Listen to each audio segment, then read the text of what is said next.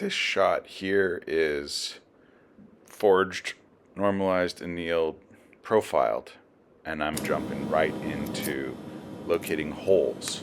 So I set up a front line where the handle will end. I center scribe. I measure back from bolster and butt 3/4 of an inch.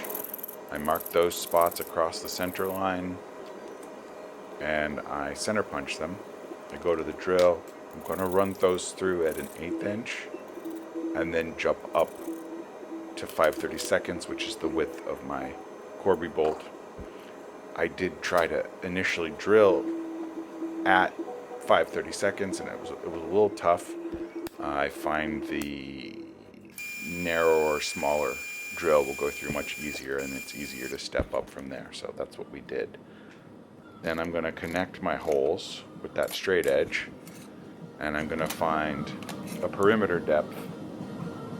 Once I run lines for those perimeters, that's the top and bottom of the handle, I'm going to come across it with a scale, and I'm going to mark an even distance. Essentially, I'm drawing out a grid, and all the places that my various lines cross each other, those are points to center punch and drill. And I'm going to run across this whole thing again at 1/8 of an inch, and then some of those holes will get enlarged. I'll go down the center. I don't have a strict pattern that I follow. There's variations, but the point is to remove weight, create some opportunity for some flow through of epoxy when assembly happens. And I'm going to hollow this as well. And mostly my purpose for hollowing is about creating something that's easy to flatten. And I find reconciling the edges of the profile across a hollow is much easier than trying to unify an entire face, the entire width and length of something, in this case a handle. So I'm being cautious. I start my hollow on an inch wheel, rubberized wheel, which I like. I'm going to go up to 2 inches. It turns out 2 inches was fine, but I had started with 1 because I was being cautious.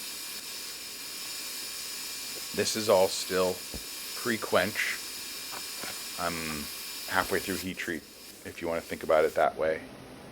I went normalizing and annealing, and now I'm doing the stuff you can do pre-quench, including some bevel grinding. So I'm starting carefully on the edge of the wheel and really looking at where I'm making contact. The beautiful thing about the wheel is once you get a little hollow going, then your grinding's just going to sit.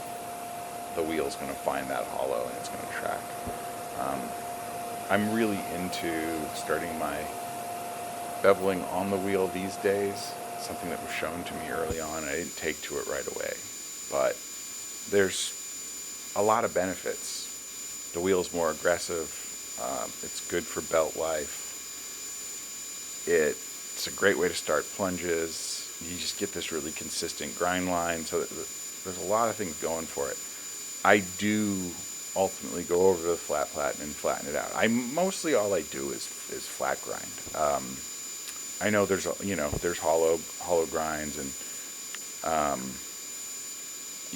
S grinds and fun stuff, and I just there's so many things to learn, and I haven't gotten there yet. So I do flat grinds, tried and true. They work.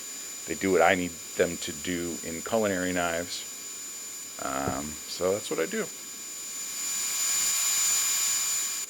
This blade is thick enough that I do want the bevel or the grind line to cross the spine. I find when I'm on the wheel and I'm trying to get my grind across the spine, I will hold the knife spine down, edge up, and at a slight angle, 30 or 40 degrees with the tip up and a low pressure, and I find that helps me get that grind across the spine. Having done that, thin things out as much as I needed to, created a hollow, that wasn't excessive, with a sense that when I go to the flat platen that things will flatten out without getting too thin. I then go ahead and make that move. So here I am. I'm on the flattening things out, getting that flat grind. Looking at spine thickness and edge thickness. Keeping a mind not to get too thin at the edge. I want to get thin enough at the spine, not too thin at the edge. So that's kind of the dynamics that we're juggling there. And everything's coming together. Plunge is coming into focus.